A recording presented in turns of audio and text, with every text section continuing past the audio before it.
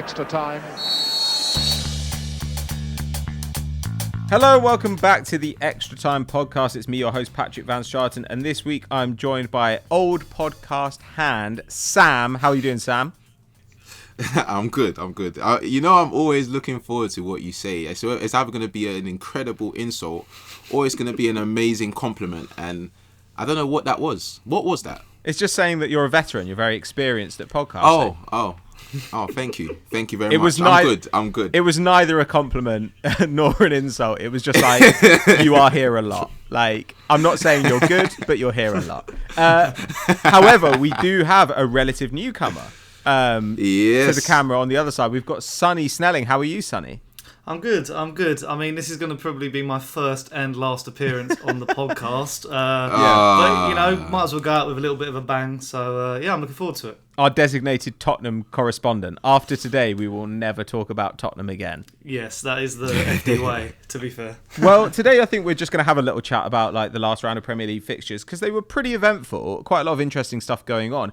And perhaps Tottenham would be a good place to start. They beat Aston Villa 2-1 to end a 3-game losing streak in the Premier League. Obviously, their last 3 games, not what they'd have wanted. Heavy defeats to Arsenal, Chelsea, and Crystal Palace.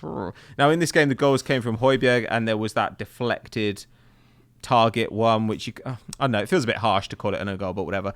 And then the reply from Ollie Watkins. So, Sonny, how do you feel about this game? Like, I kind of want to know how you feel about Spurs, where they're going under Nuno, what's going on with Harry Kane, because he looked like maybe a little bit more of himself in this match, and just what you think the prospects are for the season overall, I guess. I think it's been obviously a very, very mixed start. Like I'd say we've had 2 very good games where Tottenham performed well. I'd say that was the City game and the Villa game. We've had 2 games which we were lucky to win, I'd say, in Wolves and Watford.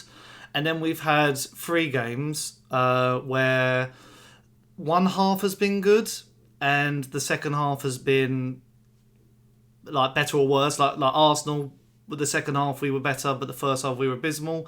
Chelsea, the first half was good and the second half was abysmal. Yeah, and that's true. Palace was a weird one because I think we had moments, but the red card for Tanganga was the undoing. So it's really I've had mixed emotions because like one moment I was thinking, is Nuno the right guy? Like I go back to Daniel Levy's programme notes for one of the last games of the season, and he was talking about the Tottenham way, and I say that in abbreviations because one thing as Tottenham fans, obviously we haven't won a trophy in, I think I saw a tweet earlier, it's like coming up to 5,000 days. And one thing we pride ourselves on was playing like lovely attacking flowing football. Sometimes not with the best defence, but under Poch we did have that. And we bring someone like Nuno in who, I'll be honest, I think a bit of a throwback, but in the office I was one of the people who sort of appreciated Nuno. I liked his Wolves team. Maybe not the most exciting on the eye, but I did enjoy like the way they were sort of regimented, a good back three, a nice midfield duo of Moutinho and Neves. So I was a bit confused when he did eventually come in. Obviously, the managerial merry-go-round was, a hot topic of the summer. And recently, I thought, like, I've sort of not lost my head with it, but I did think, should we have gone more in for Potter? Because that seems like more of a Tottenham manager, I'd say, or what Levy would have wanted. But then I am giving Nuno the benefit of the doubt as well because, the Villa game to me that's his team. Like the back line will be the one that he's going for. Like Romero, that was probably his first.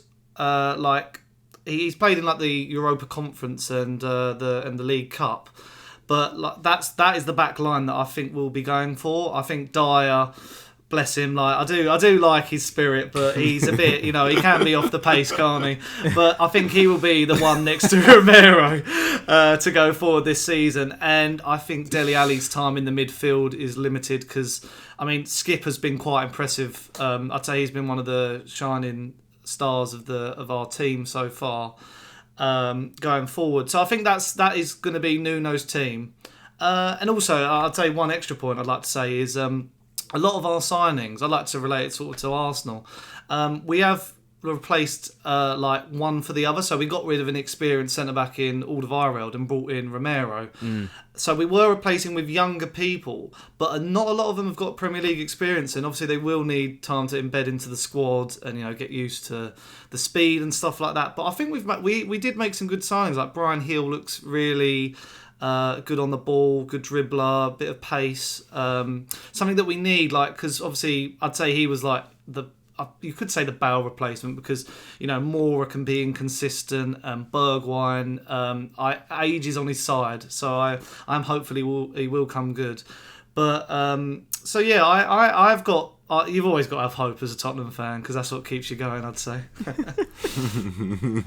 I mean, the thing is, like, I look at Spurs and I think that it's a really talented squad, but like for whatever reason, like, I guess it just doesn't quite come together. Like, Ndombele has got all the talent in the world, but just doesn't he doesn't seem to have the positional sense or the discipline or whatever it might be. Lo Celso, like, can't get fit properly. Dele Alli comes back in, and like Dele Alli seems to have the desire to revive his career, but everything else seems to have kind of disappeared. Sam, like, when you look at this team, like, where do you think like the real strengths and weaknesses are, and do you see this performance against Villa? Because this is a very good Villa side that they beat.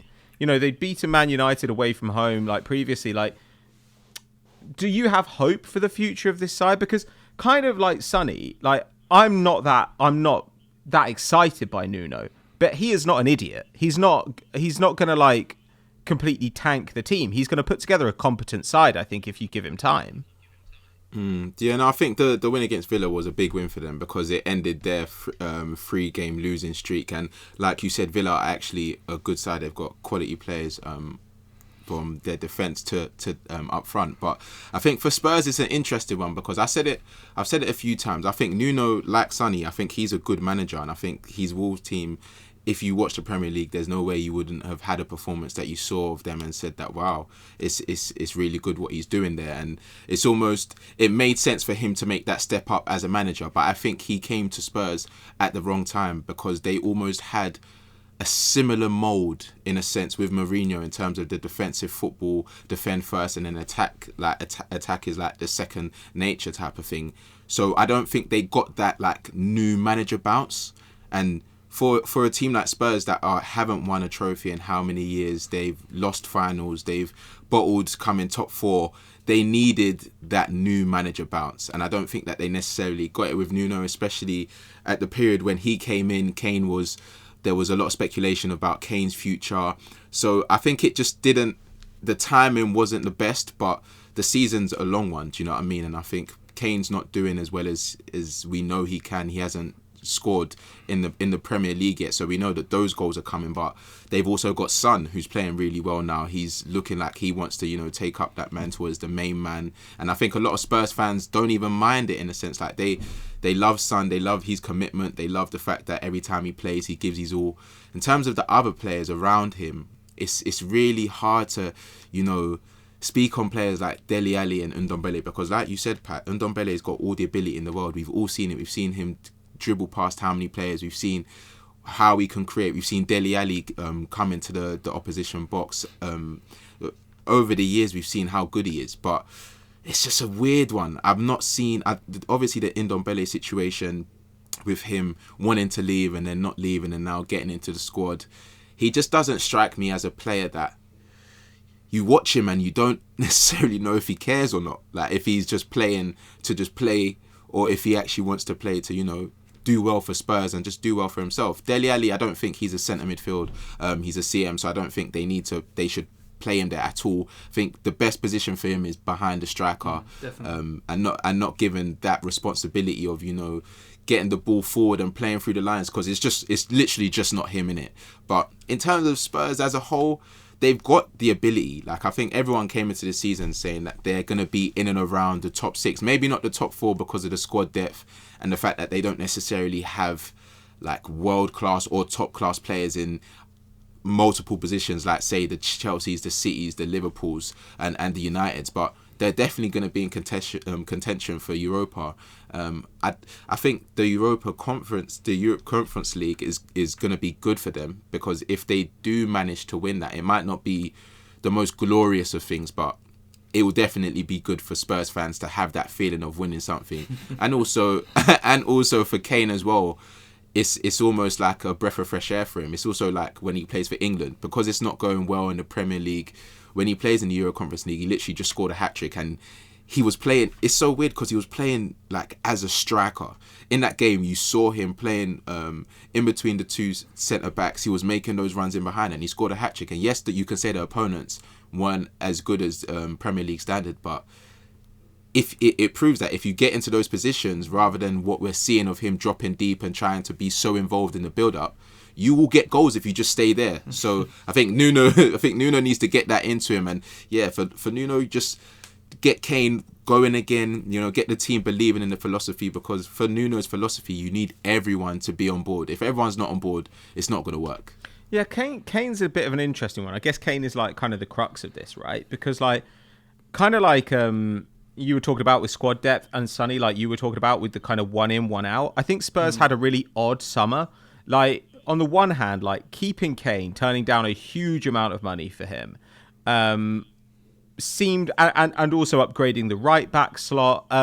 Like those seemed like the kind of moves you make when you think, no, we need to keep this talent together. We need to add a couple of pieces and really try and win something this season. But on the other hand, getting rid of Alderweireld to bring in Romero completely kind of unsettles the back line as well. So it just seems like this weird like halfway house, kind of like Arsenal, like over the last few years, where like they've simultaneously bought some players and said, oh, these are guys for the future, but then refused to move other guys on and kind of like stayed wedded to guys like Aubameyang, So it's kind of half one thing, half the other. And I guess with Kane, how optimistic are you, Sonny, that he's going to like recover his best form? Because like Sam says, been scoring in Europe, and in this game, in the Villa game, really good numbers, like 6 shots, I think 0.9 expected goals. Like, this is really good. This is like peak Harry Kane stuff. But prior to that, like, hadn't really been putting up many shots at all, had been dropping deep, but not as effectively as he had in the past. He's yet to score or assist in the Premier League. Do you think that this is just a matter of time for him to play himself back into form? Or are you a bit worried that come the end of the season, you'll think, yeah, maybe we should have taken 100 mil for him? I mean, at the moment, because Son is chipping in with the goals, and I mean, the thing is, it's like people, like Son is like a world-class talent. Like, he gets goals and assists. He had his best season last year.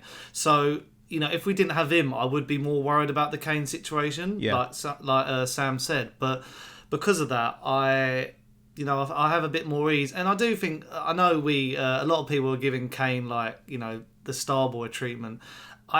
He is a professional. He will come good. I'm sure of it. But I'd like as well, like we can't always rely on just Kane and Son to bag our goals either. Yeah. Like, for me, a successful side spreads the goals around. City and Liverpool. Some of their players are getting 5 to 10 goals each. I mean, even assists from the fullbacks of Liverpool. I know that's a bit different because that's the way they play, but that, to me, that's a successful side. You don't want, obviously Kane is expected to always get around that 20 plus mark, but maybe if he scored 15, but then Son scored 15, and then a midfielder chipped in with a few more, that would be good. But I think, like what Sam said, with him playing deeper, we still haven't replaced Eriksen. We're still crying out for a number 10, and to me, I do like the 4-3-3 formation. But to me, I like a bit more of an attacking one, where you have like an attacking mid and then the 2 centre mids sit. Because I feel like we could do that. Like, you could have like Højbjerg obviously has to play that deeper role, and then you could have Skip or Ndombele, depending on what sort of game you're playing. Maybe if you're playing like a higher up, a bigger team in the league, you might want Skip for more cover, and then Ndombele could probably unlock like a Burnley perhaps by because they're quite sit with that low block. But I still think I'm not sure what the vision is for a number 10. I'm not sure if we are that is Dele Alli's position, like number 10 or just behind Kane. That's when it worked, when we had Dele, Kane, Son and Eriksen as a quad. So it's just, I feel like that would Kane, because Kane's still got his pace. He's not slowing down, and a lot of his goals used to be like played through the lines and he runs onto it. And we haven't seen that a lot since he's played this deeper role. And don't get me wrong, I think he plays that deeper role incredibly, a bit like how Rooney did later on in his career. Like, his passing is one of his most underrated attributes. But it seems that, you watch a little like highlights piece of Kane this season. He's trying the same sort of passes as last year, but they're not coming off as well. I don't know if he's obviously still got the summer on his mind, and obviously the Euros as well. We can't forget that he got a bit of criticism in the Euros early on for not scoring, and then he came good, and then obviously England didn't win it. That could be playing on I'd say there's a few English players who have not really hit the ground running this season, though, like Mason Mount, for example. I'm just plucking that out of thin air. So maybe there is a bit of a hangover, and they have played a lot of games. We didn't really have a pre-season again for lots of players that got to the latter stages of the Copa America and the Euros. So to answer the question originally, I think he'll come good. He's got to, hasn't he? I was gonna say though, don't you think he just needs to go back to basics? Like, I think just be a striker, bro. Yeah. Like, just stay up front. If you feel like you're not getting the ball to feet or the balls aren't coming in behind, and I don't necessarily think that is an issue too tough. Watching Spurs this season, I think Son, Moura, when Dele Alli's playing, or Ndombele, they always are trying to find him. But I think it's him trying to almost, his game has matured obviously, but I think when you're going for a rut like he is in the Premier League, I think going back to basics and just being in that 6-yard area and just being in front of goal might be the best thing for him. Yeah, that's what you want with a 4-3-3 as well. When Son or whoever the right wing's on the edge of the area and they're looking up and he's not in the air, like the box to head the ball in, like that's what you're lacking. And then you're having to play this or if he is dropping deep, he's looking for the wingers who are not really making the run that he wants, and then he has to take a long shot or something along those lines. So, I mean, we've got Newcastle next. If he's not scoring against Newcastle, then I probably will get worried because they are woeful. And then we're on a bit of a tricky run after that. I think we've got West Ham and United. West Ham and Man United, rather. And obviously there too, West Ham is quite a heated derby for Tottenham, and obviously Man United. So he's got to be like in the box for those headers or in and around the area. Like, be more of a poacher. Like, you don't have to do it all, because then we're asking too much of him. And then is that his fault, or is he being told? Like, that's the thing with Mourinho. I feel like Mourinho was telling him to play this deeper role and link up the play. Whereas I'm not sure what Nuno's really said to him, but it's like he's in his own, like he might be in his two minds about what he wants to do. Yeah, I mean, I think I'm going to die on the, Spurs should play a 4-4-2 diamond hill. I would love to see that, because then you'd have somebody like Ali or even Lo Celso or even Ndombele, playing in that hole behind, which would mean Kane would have no choice but to stay high, get in the box. Well, I like the sounds of that. And get service. That's kind of what I want to see. And I completely agree. I thought it was really weird that Mourinho wanted him to drop deep and press harder and stuff, given the way we saw his form pick up after the big COVID layoff, when clearly he finally got the long period to recover from those multiple ankle injuries that he desperately needed. So I don't know. It is a tough run coming up, but after that, I think it gets a little bit easier for Spurs. Guys, where do you think Spurs are going to end up this season? Sam, you said that they should be kind of competing around the 5th, 6th level. Would you back them to finish above, West Ham, Arsenal, Leicester, all the other, even Brentford, the other teams that might compete? At this rate, I would put West Ham above them, because I genuinely think that West Ham have gone beyond that point of saying, it's just a purple patch. Like, they are really that good. Do you know what I mean? And I was corrected, because I said on Winners and Losers that they might have went into the Brentford game thinking that they were just going to win, but I forgot that they actually played on Thursday in the Europa League. So that was probably a hangover from that. So I genuinely think West Ham are going to be up there. So I'd say 6th, 7th, maybe battling with Arsenal for those positions. Interesting. What about you, Sonny?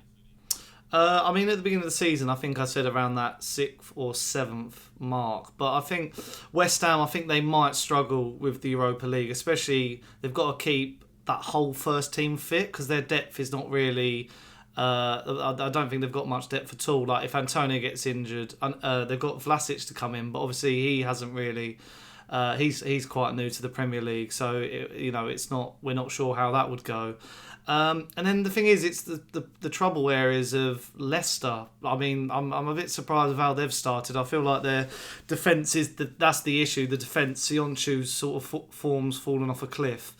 They missed Johnny Evans and Fofana a lot. And then who are they playing at the moment in the other spot? My mind's gone blank. What, in the other centre-back spot? They've been playing Vestergaard. Vestergaard, who, I mean, when you've beaten Southampton 9-0, I'm very confused why you signed two of the defenders in him and Bertrand. Honestly. So I'm not really sure what the process was from doing that. But I think Leicester they'll probably improve their form. Again, Europa League. I mean, I feel like some of these teams, they want to get into this European football. Obviously, they want to get in the Champions League, and Leicester should have really been in the Champions League the last 2 years. If the latter end of the season didn't exist. So with Tottenham, I'd say I'd take 6th. I think. Yeah, I think 6th would probably be a good result. I think I'm going to say 7th. Like, I think they'll finish above at least one out of West Ham, Leicester, Arsenal. But I couldn't tell you which one it will be. I completely agree. Like, I think if West Ham stay totally fit, I think they're great. They're a really good unit, but they are thin. And I'm not really sure how that will work when they're competing with teams like Spurs and Arsenal, who may not be quite as settled in their first 11, but I think do just have the depth over the course of the year. Shall we move on then to the big game of the weekend? Yeah. Because for once, one of these big matches didn't disappoint. Though that said, I did actually really enjoy the Chelsea-City match as well. I thought that was a really impressive performance from City. But this match, Anfield, a full Anfield, Liverpool versus City, potential title decider. I thought it was the best game that we've had in months. And to be honest with you, I think City will go away from it feeling like they should maybe have won the game. What do you think, Sam? Yeah, no, I agree. I think City but it's so interesting because I think the scoreline kind of reflects the type of managers Pep and Klopp are. Just because City they dominated that first half. They should have they should have scored. Foden was tormenting Milner out there. Bernardo Silva was quality, and he's been quality all season. But how bad was KDB in that first half? Bro, I was trying to not get onto him too much, but he actually kicked the ball out twice. I saw it. I think it might have been more than twice, but there was 2 moments. And that header he missed. Yes, that header he missed was such a big chance. 50p. Yeah, but I was shocked at that. But I think with Liverpool, they've got that, especially with Anfield behind them, and the atmosphere. They've always got that feeling that they're going to score, especially with Salah on the pitch. Yeah. Salah is just moving mad. He's moving like no one can stop him, and you can almost see that confidence in him when he gets the ball. And I think Mane is starting to feed off of it as well. Obviously, with the first goal, they both combined, and then Salah's goal was just amazing. But like I said, I think it was almost so good, and you could see that Klopp and Pep just. I don't know if this is a mad thing to say, but I think they enjoy playing each other because it's like they know that they're always going to come up. They're always going to give their best. It's not like the other rivalries that we saw when it's like United versus Liverpool. United are going to sit and then wait for the counter, or when it was Chelsea of old when we would sit back and wait for the opportunity. With City and Liverpool, they always just go at each other, regardless of what situation is in the league, or if they're first and second, they're just going to go at each other all the time. And I think from Pep's reaction to KDB's second goal, you can almost see what it meant to him and how upset he would have been. Oh, that was beautiful. Like, honestly, I don't think I've seen him that animated. Like. Oh my God! When he was like trying to get his jacket off, like he was absolutely fuming in that match. It reminded me of the time, when he was just shouting like twice on the sideline. Like it was so good, and I completely agreed. Yeah, it's good. Yeah, I was so pissed off for him as well. Like I completely understood because like that Milner, how Milner got away without getting a second yellow, He should have had 3 yellows. He should have had 3 yellows if that exists in a game of football. But it's almost as if Milner wanted to be taken off because of how much he was being taken apart. Like genuinely, that he had the white flag. That challenge was just like, okay, lads, like I'm done. Like you didn't want to take me off. You didn't want to take me off by myself. So I'm gonna do it for me. And then the ref wasn't having it. And then Mike Dean's reaction to Pep getting up in his face, that was funny as well. But come on, man, there's VAR. We obviously it's not going to be perfect, but one of those challenges when you literally put your leg in the way of a person running on and they face plant the grass, you've just got to give it. Like you just got to give it. But that's on the referee though. That's the problem. That like VAR can't interfere in yellow card situations. Yeah. So which is annoying because I want that to change because although that stand alone, like if he commits that when he's not on a yellow card. Like, fair enough, the referee's missed it. But that's such a decisive moment. Yes. And if Liverpool had won that 2-1, and then that's the difference between the title at the end of the season, you've got to say they've been hard done by it. Yeah, I completely agree. And the idea that these things even themselves out over the course of the season is just not true. It's not true at all. The season's not long enough. Like, you can definitely... If the season was 100 games long, maybe it would even itself out. But, like... I don't know. Yeah, that to me was just like a referee like just bowing to pressure, and also like it's fairly clear that the whole like we don't want to overturn the decision of the referee on the field is basically like we don't want to embarrass our referees. Yeah, like it's an admission that like we know our referees are gonna fuck up. Yeah, but we don't want to like tell everyone when they. Yeah, it's like a referee union thing, isn't it? Like they're just all for each other, and it's just wrong, isn't it? Like they should be able to. I've been screaming it, and soon I'm going to start a hashtag. We need to start getting these referees in interviews and that after explaining certain decisions. Oh, thank you. Thank you. I said this after the game. It needs to happen. Whether it's just a 2-minute interview of just the 2 biggest talking points, I just need to hear an explanation. I can't just be seeing them. I know what he would have said at the weekend as well. What do you think he would have said? I think he would have.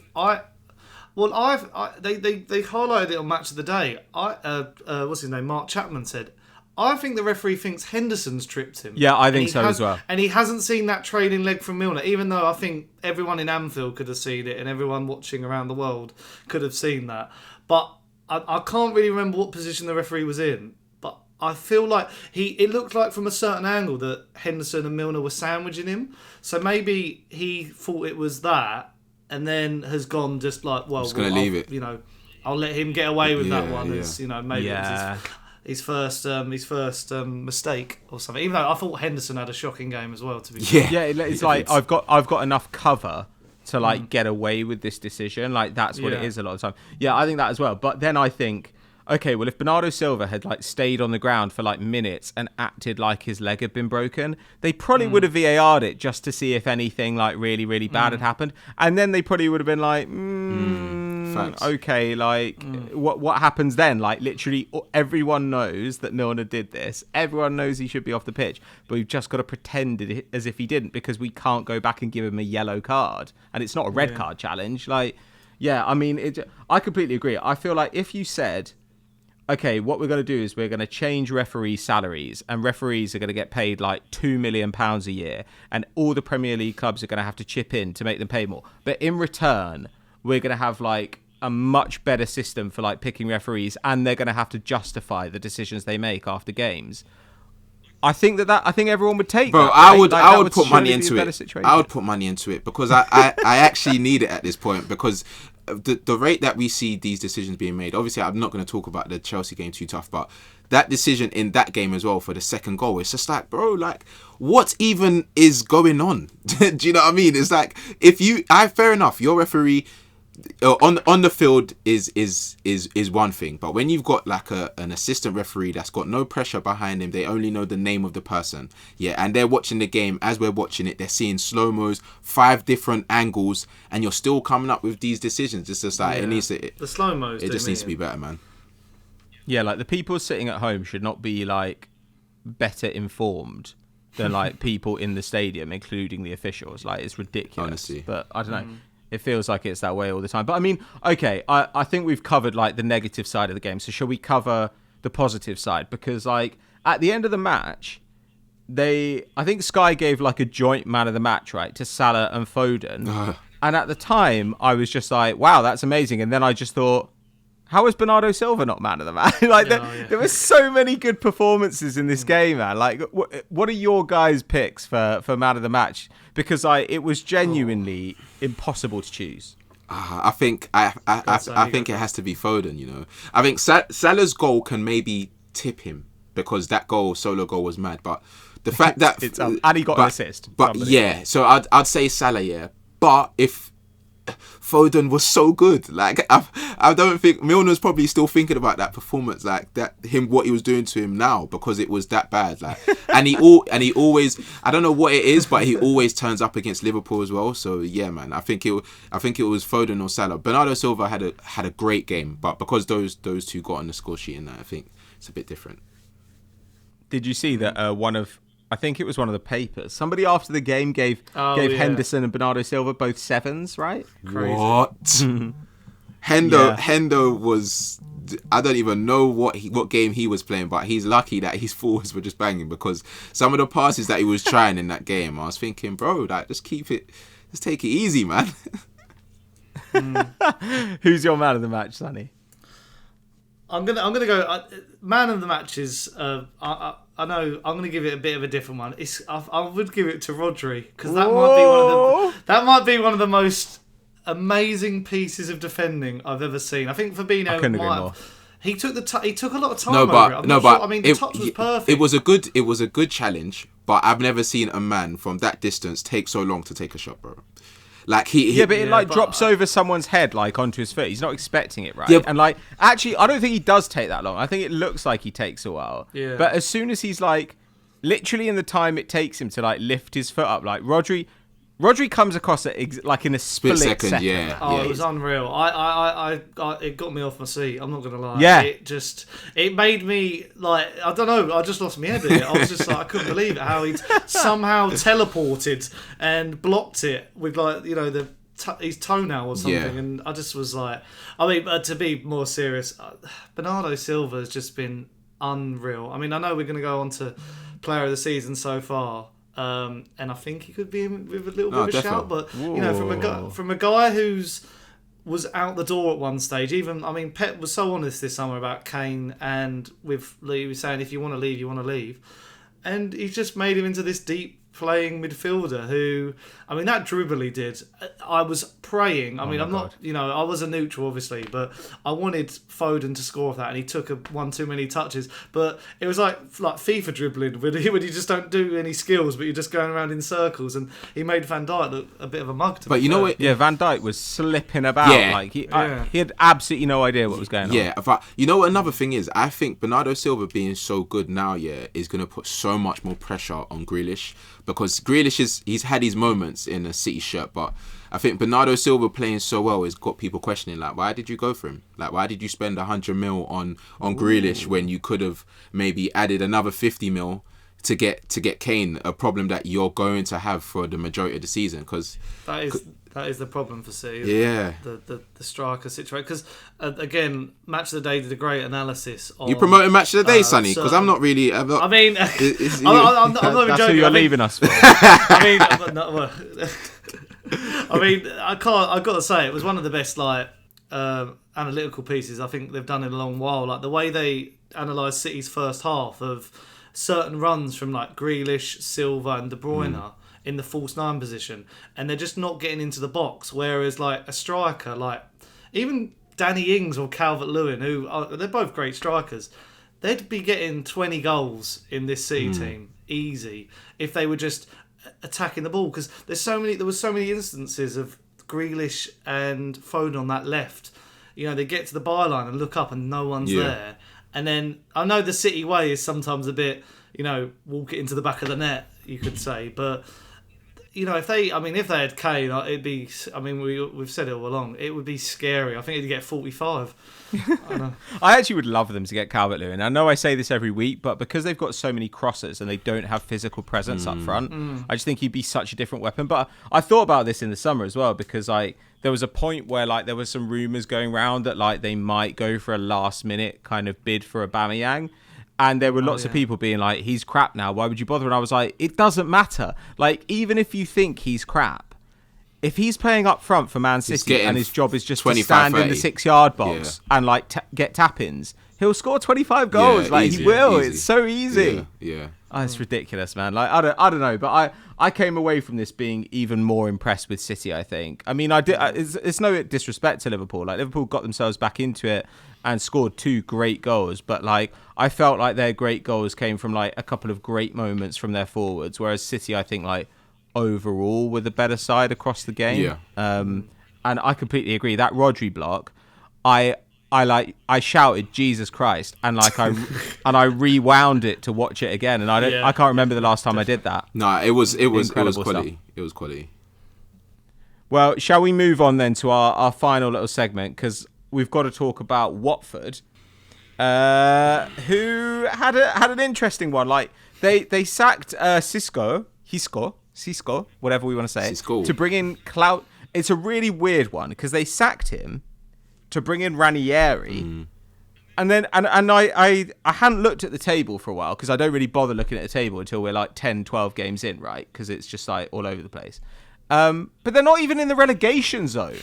They're like 4 points clear of the drop. They're as close to the top half of the table as they are to relegation. What are they And if you're going to sack him, at least sack him to bring in someone great. Don't sack him to bring in like Claudio Ranieri, who's a very nice man. But is he like a great manager anymore? I'm not convinced. Yeah, it didn't make sense. You know what? Like, it didn't make sense, but I don't think anyone that has even known of Watford, how they do things in the last few years, is that shocked. Because they just get rid of managers, bro. Like, they actually just get rid of managers, even if their situation isn't terrible. Like, Cisco's, his situation wasn't terrible. Yeah, they're only on 7 points. They're 4 clear of the drop zone, and they could have, got better results in some of their games.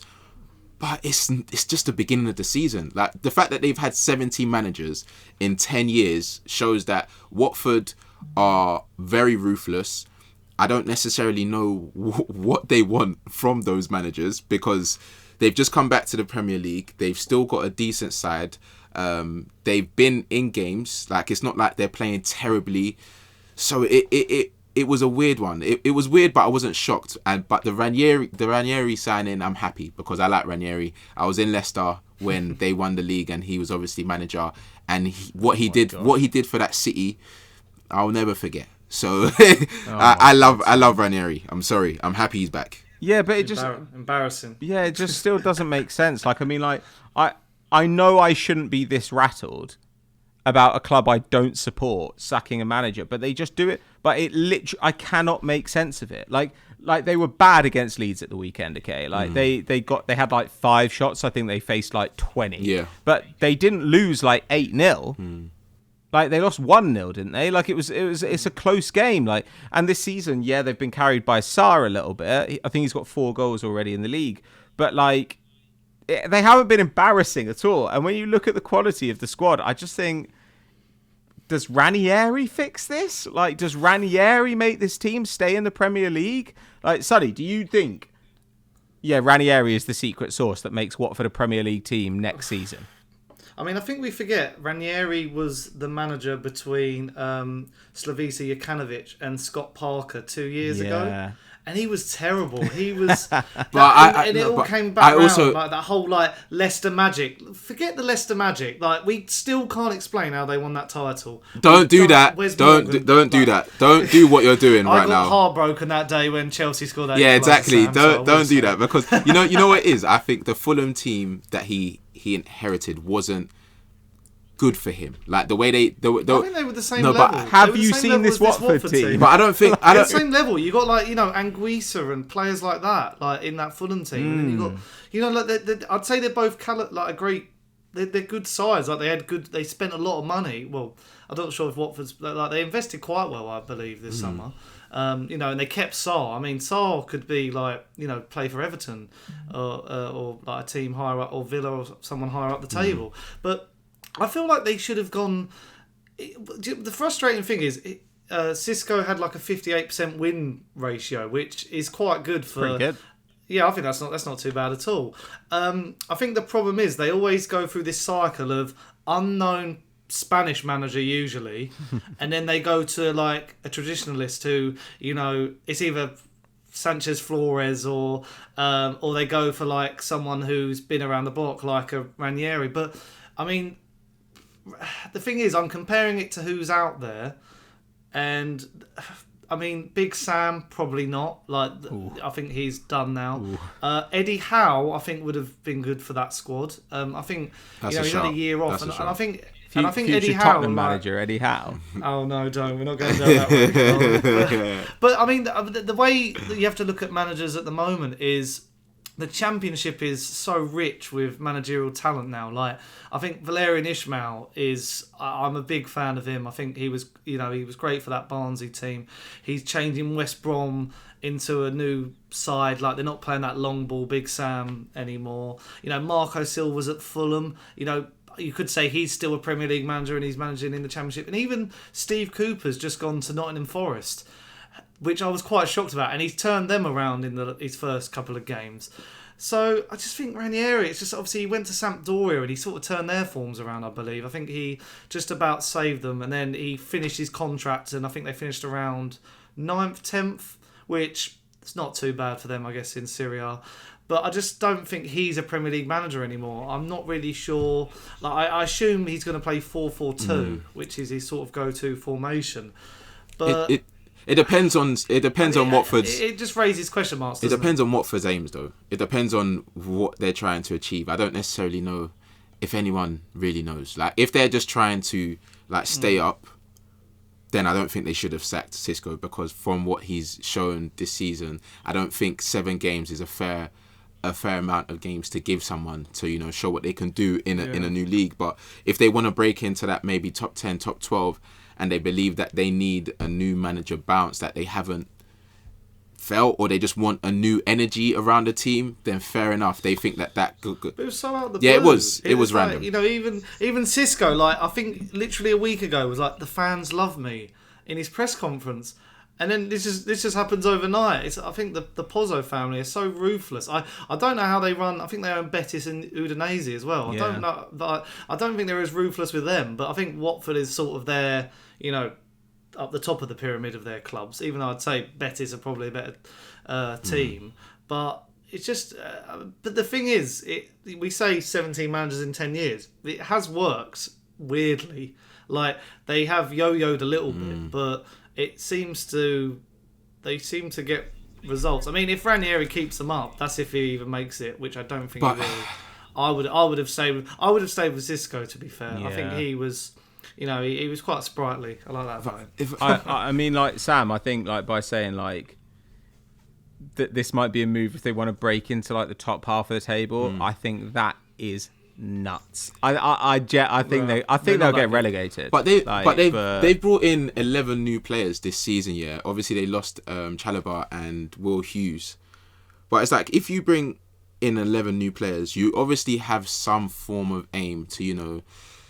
I don't think staying in the Premier League is a name for them. I think they genuinely want to push on. They don't want to be that yo-yo club anymore. And obviously, you can't take away the history Ranieri has. Like, whether you like it or not, Sonny, he won the Premier League with Leicester, yeah, and you was their biggest victims. But I think Ranieri still may have what it takes to do that. We've not seen him. Obviously, Fulham, it didn't work out well, and you could have said the time could have been better, but maybe this is the new challenge he needs. Like, I'm just trying to, you know, give some good propaganda for Ranieri, because everyone's giving some negativity and saying that he's not going to do well.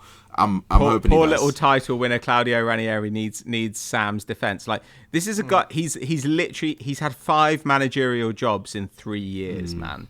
Like, I don't know. I'm not very optimistic about this one, but I kind of feel like everything's been said. So shall we move on to one last thing? Just before we go, I would like to know from you two, who's your player of the season so far? Like, we've talked about a few candidates during this. There are plenty more from all over the league. I mean, Michail Antonio deserves a shout.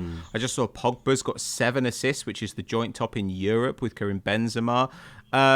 Does anybody have a preferred candidate they'd like to put forward? It's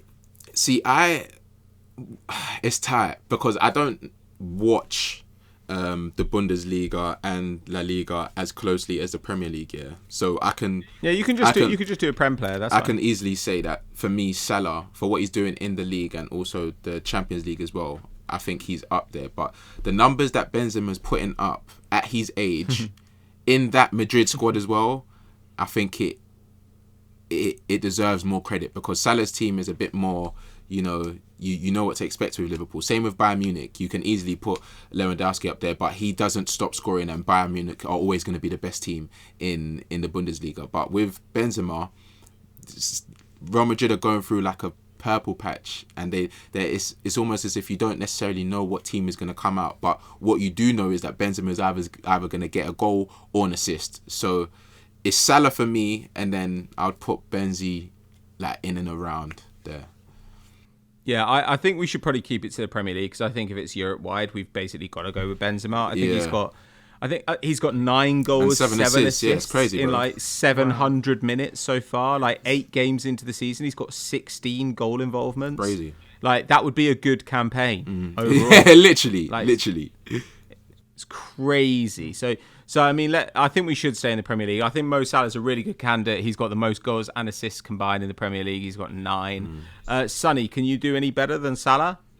I'm going to go with Antonio, which I'm surprised Oba didn't go for, because he was a very Antonio's my guy. Fanboy in the office, my guy. and you were the one who was bigging him up before. Yeah, I remember. I'd say you were the only one in the office who gave him the time of day, and the rest of us would call him. No, Atkins obviously he supports West Ham as well, but he was telling everyone. Oh, Atkins don't count. Atkins don't count in this argument. It's West Ham bias all the way with that. But I have really been impressed with him this season.